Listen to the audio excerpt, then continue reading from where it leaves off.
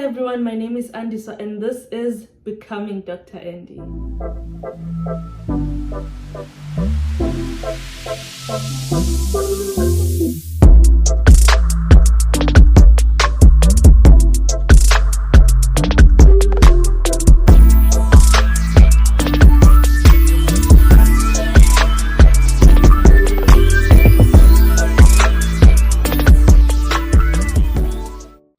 Hey guys, welcome back to my YouTube channel. If you are a returning subscriber, thank you so much for watching my videos once again. And if you are here for the second time or the third time but you still haven't subscribed, please do the right thing because surely you like it here. And if you are watching one of my videos for the first time, I would like to welcome you. I hope you stay and become part of my journey as I become Dr. Andy. So on today's video, I'm going to be sharing with you the requirements to study medicine at UCT. And if you want to know my experience and how I qualified, do stay up until the end of the video. So here are the requirements. First things first, you have to apply on time. You can apply online or apply via email by sending your application, or you can apply via post office. But I prefer online so that you can avoid your application from getting lost. I will leave details on the description box, the website, the email address, and the postal address. So when I applied at UCT, I received an email immediately after submitting my online application confirming that they received the online application. And then within the next 3 working days, I received an email with my application number and I was requested to pay a 100 Rand application fee, of which I did that immediately. My advice to you is that follow instructions. Every time they send you an email, do exactly as they tell you. If it's an application fee, pay it immediately. Always check your emails because they always tell you that okay, we need this document, we need that, we need you to fill this. Do that on time so that you do not jeopardize your opportunities of getting accepted. Number 2, NBTs. You are required to write NBTs if you want to study medicine at UCT. I know that NBTs were excused because of the pandemic, but I think in this current year you are required to write your NBTs. And if you failed your NBTs, you can always go back and repeat your NBTs. So if you want to be considered for a conditional acceptance, you have to write your NBTs by the 31st of July, meaning that they'll use your results that you've submitted from grade 11, grade 12, and your NBTs to give you your conditional offer. So when you apply, they'll request your grade 11 final results, only the final ones, your grade 12 April, which is like your March, April, and your grade 12 June results. Those are the 3 results they will require at your early stage of application. So if let's say you wrote your NBT before the 31st of July, they will look at your 3 results and your NBT and see if you qualify for a conditional offer. And one of the most frequently asked questions is that, what if I do not get a conditional offer? Well, that was my case. I didn't get any conditional offer. UCT was just quiet up until the end. Do not panic, it happens, right? So there are 3, like this thing can go 3 ways. You can either, number 1, they can reject you from the spot. Like you can submit your grade 11 results, your grade 12 March, your grade 12 June, and they can reject you from the spot, meaning you do not even meet the minimum requirements. Or number 2, they can offer you a conditional acceptance given that you've written your NBT by the 31st of July, right? Or number 3, they can just keep quiet and not say anything, and that was my case. So if you are in a position where they didn't say anything up until this far, be patient. Be patient. I've been there. I know it is so stressful, but please be patient. So now you can ask yourself, what if I can't write my NBTs before the 31st of July? Or what if I wrote them and I failed or I didn't pass the way I wanted to and I want to rewrite, and my date to rewrite is after the 31st of July, it is still okay, but it means that you won't get a conditional acceptance, right? So the due date, the final date to write NBTs at UCT for medicine is the 15th of October, which means you have to write your NBT by the 15th of October. If you do not, you are automatically disqualified. So let's talk about a conditional acceptance, what it is and what does that mean. So like a lot of people apply to UCT for medicine. You can imagine thousands of people, and they want to cut off people as much as possible so that in January, when final results come, they deal with a certain number or a certain group of people, not 10,000 people. So now, for example, they're receiving like over thousands of emails, thousands of applications, and they want to make sure that they cut down to a small group that's manageable in January when they receive the final results. So conditional acceptance, as I said, they use your grade 11 results, your grade 12 March, your grade 12 June, and your NBTs, and see if you qualify for a conditional offer, right? It is possible that you qualify, they give you conditional acceptance, but you do not get the final offer in January. How is that possible? Meaning you've been performing very well in grade 11, grade 12, first half of grade 12, but your final results are very, very bad. Then they can withdraw from that. And it is possible that you do not get any conditional offer, but you get a final offer. For example, let's say for conditional acceptance, they send out 1,000 conditional offers, right? And out of the 1,000, we all know that UCT takes only 230 at the beginning of the year and first year.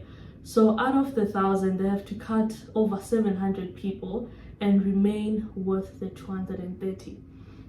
But also there are a group of people of which they didn't reject, and I was part of that group. Let's say they have 1,000 people they sent out conditional offers to, and they have 1,000 people who are just on the waiting list. They didn't reject, they didn't send a conditional offer. It is possible that you're on that group can make it to this group and get a final offer, and it is possible that people from the people that got the conditional acceptance might not make it to the final group who gets final offers. So what I'm trying to say is, if you didn't get a conditional acceptance, please don't panic as long as they didn't reject you. I do not think that if they rejected your application, they'll go back and look at it again, even if you perform very well in matric. In final exams. So my advice to you is that apply to as many medical schools as possible, as many universities as possible. Don't only consider UCT, because the competition is very, very tough. So let me summarize everything that I've just said. Number one, you apply on time. It is closing on the 31st of July 2022 for 2023, so you still have a chance to apply. Number two, write your NBTs on time. If you want to be considered for a conditional acceptance, make sure you write by the 31st of July. And if, let's say, you wrote by the 31st of July and you didn't get a conditional offer, or you didn't get rejected, it's fine, you're still on the safe side. And if you can't write by the 31st of July, make sure you write by 15 October. And also make sure you check your emails. They require your grade 11 final, your grade 12 April, your grade 12 June, and your grade 12 September results. Those ones, you upload them yourself on the website. The final results, they get them from the system, so they access your results before you do. So you do not have to stress about that, but make sure that they got all 4 of your results on time. Let's go to the academic requirements. The minimum requirements for entry into the medical program is at least 60% in mathematics, physical sciences, and English. life sciences is not a requirement to study medicine. Let me say this again. You do not have to study life sciences in order for you to qualify to study medicine. Life sciences is not the same as medicine. I know. So number 2, you have to get at least 50% in your other 3 subjects, excluding LO. For example, let's say you're doing 7 subjects like I did. So I did mathematics, physical sciences, life sciences, geography. I did English, life orientation, and Siswati home languages. So they do not include life orientation. So now I have 6 subjects. On the 3 subjects, which is mathematics, physical sciences, and English, I have to at least get 60%. And on the other 3, I have to at least get 50%. And number 3, you have to get intermediate results on your NBT. I think when you get your results, they do tell you whether it's intermediate or it's whatsoever. I do not know the percentage range for that. And I know you're probably thinking, but why is it so hard to get into UCT Medical School if all they require is just level 4 and level 5? It's not as simple as that. Just think about it. Thousands of people are applying at UCT. And you find, for example, let's say 5,000 people meet these minimum requirements. They're not going to be like, okay, 5,000 people come to medical school, let's go. They are going to take the top ones. I know it sucks. They are going to take the top ones. If they said minimum requirements is level 5 and level 4, and you get people coming with 9 distinctions, what do you think they'll do? They have only 230 spaces. They have 5,000 of you who met these minimum requirements. They will definitely take the top ones. And I'm not trying to discourage you, but all I'm trying to make you think about is it is a tough competition.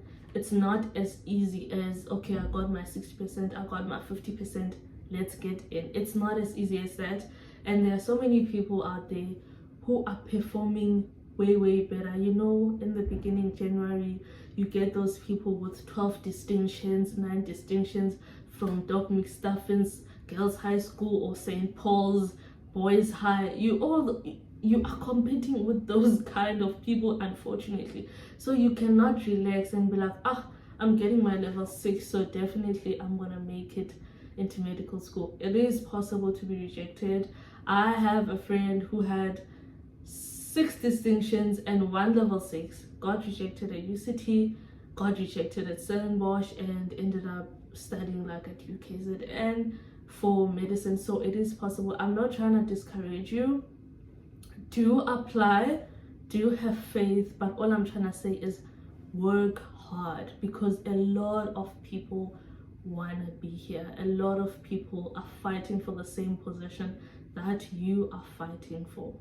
So UCT uses the FPS Points system, which they call it a faculty point score, which is out of 900. 600 is from your matric results and 300 is from your NBTs. So I'm going to be using my own metric results to show you how they calculate the FPS score. So it's my first time calculating my results. I've never tried it, and I've also didn't know that they use the system, because you know, when you're in metric, we just know about APS, we don't know about FPS. So now I'm going to show you how they calculate. So it is your 6 subjects excluding LO. So I'm just going to read out my results right now. So first, I got a 82 in Siswati. So that's 82 plus 85 in English, plus 90 in geography, plus 89 in life science, plus 89 in maths, plus 98 in physical science. Yeah, I think that's it. and my total score out of 600 is 533. So that is my score out of 600, and then they go to your NBTs. I got 88% for maths, plus 78 for QL, plus 51 for the AL. I literally failed this thing.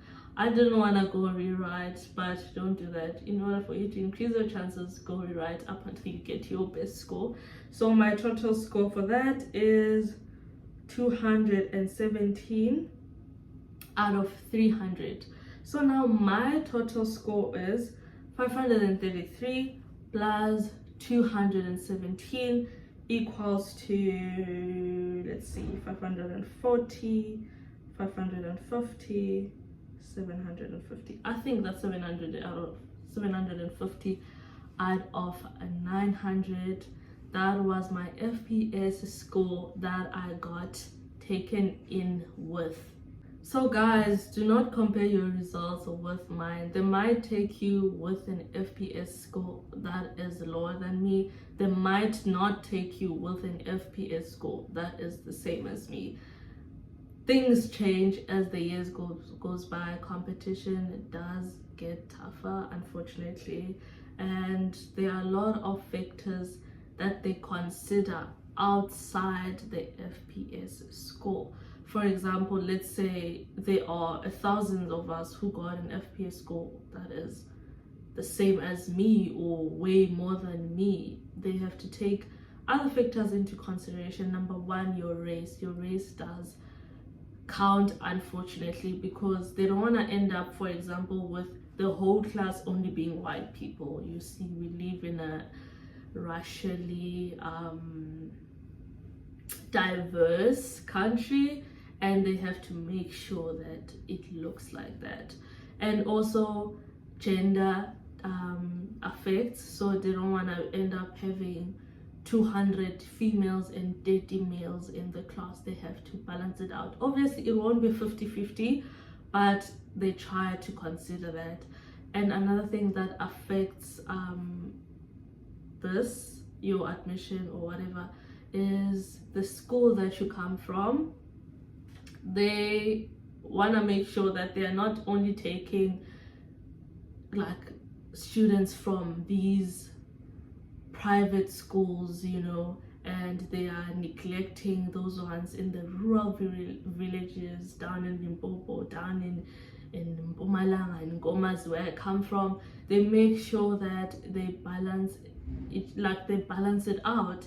That is why, you know, when you're watching matric final results, like in January, when you're seeing those top performers, they rank them accordingly: quartile 5, quartile 1, you know, up from quartile 1 up until to quartile 5, which is basically a ranking on the how the school is, how developed the place the school is, the resources they have, and all of those factors do affect your admission. Basically, I don't know how to put this in simple terms, but all I'm trying to say is it is possible that you do not get such a very high mark, but because you are from a certain school and they look at your region and they say, okay, this person didn't get all distinctions, but she's the best in the region she's coming from, therefore we'll take that person. Do you understand? It's not only that, okay, we're just looking for top performers and that is it. They do consider that, okay, from the region this person is coming from, or from the school this person is coming from, she is a top performer even though she got 2 distinctions, therefore we will take this person. Do you understand? So do not undermine yourself, do not doubt yourself, do apply. Don't listen to what your friends are saying, don't listen to negative comments. You only get to lose 100 rand. Let them reject you instead of you reject yourself. Do you understand? So now I'm gonna share about my experience of how it went down and how I got here. So firstly, I was in grade 12 and I knew that I wanted to study medicine. So I didn't have a second option Up until today, I do not have a second option. So what I did was that I was like, okay, top 3 universities in South Africa, and they were like UCT, Stellenbosch, Wits. I was like, good shot.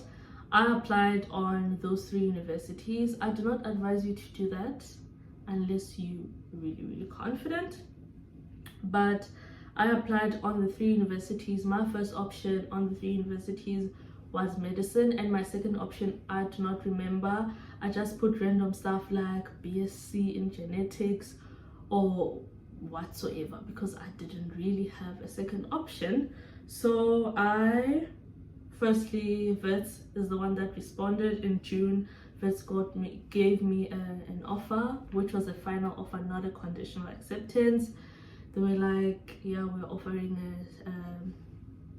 a space to come into our MPCHB program and all of that, and it was around June, and it was actually so shocking how easily they could just accept me like that. But I think my grade 11 and my grade 12 April and June results were that good, and they also offered me a scholarship to come study there. Unfortunately, I had to turn that down because I didn't want to go there. I wanted to go to UCT. And Stellenbosch responded to me also around end of September. They were like, okay, you got the offer, come study medicine in our university, and we are giving you a scholarship as well. We are also booking your flight, you and your mother, to come see our campus, our university, you know, get to explore so that you can be convinced more. I had to turn that down. I was like, I just want to go to UCT, unfortunately. And for me, that was a risky thing to take, especially if I didn't get any conditional offer from UCT, and I had to turn down all of these universities together with scholarships. Also in that, I had to turn down like a psych bursary. I was invited on a gala dinner where there were like chartered accountants and auditors, like that group, those big people from Psycha. I was there with my mother. It was like a very special gala dinner where they invited top performers in Mpumalanga after the Psycha camp. So we went there and they offered us Psycha bursary to study, and I had to turn that down too because, as I've said, I don't think I'm an accounting type of person. Like, you guys can see me, I look like a softie, I look like a doctor. I'm kidding, but I had to turn that down as well. So there are a lot of stuff that I had to turn down, a lot of opportunities that I had to turn down because I knew what I wanted and I was focused on getting what I wanted, even though it was so much risky. But I had faith that at the end of the day I would get what I wanted. So UCT didn't respond to me. The only thing they did was to acknowledge that they received my NBT results, they received my matric results, they received my grade 11 results, all the submissions that I was doing, but they didn't give me a conditional offer. So I wrote my matric exams, done. I was like, okay, I'm on holiday now in December, just waiting, basically refreshing my Gmail account, waiting for that email to come in. And then it was January now. Our results came out on the 5th of January. I went to school, fetched my statements, and I was like, okay, 7 distinctions, looks good. Been working very hard, and I was waiting for UCT to send that email. They didn't send it on the 5th, they didn't send it on the 6th. I was busy refreshing my emails. Now I'm panicking because Stellenbosch is like, class is starting on the 22nd of January. Come to class, like come to register. And I was like, am I making the biggest mistake of my life?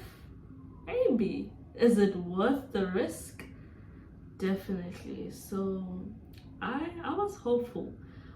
And on the 7th, I wake up, the whole day, refreshing my emails, nothing. I went on their website, and on the website they were like, they wrote there on big letters, the final day we are sending offers is on the 8th of January. I think a lot of people were sending emails asking them, what's up, we've been waiting, you know. So they wrote there, the final day we are sending offers is on the 8th of January, which was the next day. And I was just like, hey, I'm panicking, but I'm calm, you know.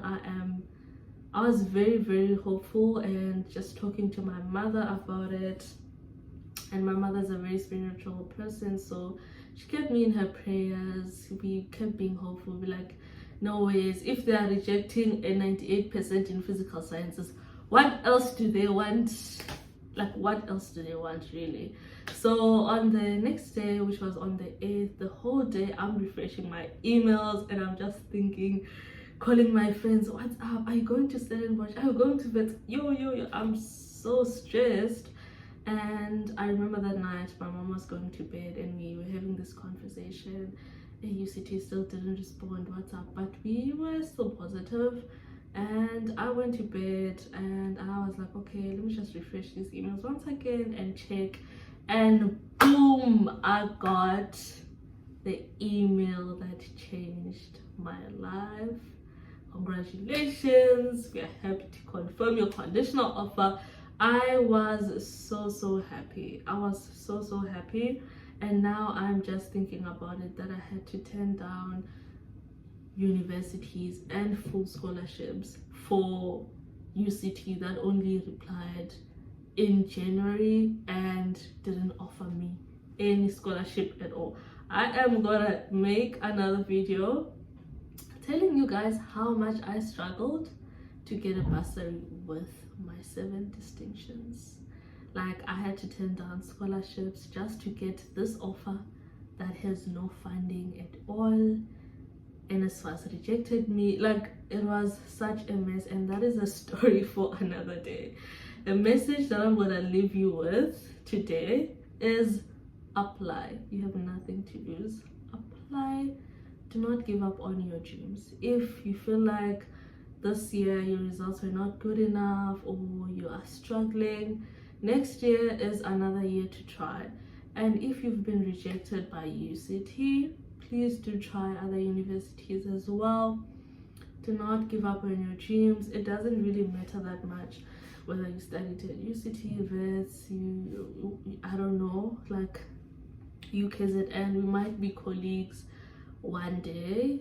So do not just give up on medicine just because you didn't get into UCT medical school. Do try other universities as well. I am planning on making a video that will give you options or show you how you can get into medical school with average results. So it's not all medical schools that take like only distinctions. There are medical schools where you can get in with average results, and I am gonna film that video and share with you guys, and also how you can transfer from like maybe a BSc to into medicine, or how you can do medicine while you have another degree, and all of that. So I'm gonna share that on another video. We've come to the end of the video. I'll be more than happy to answer any of your questions.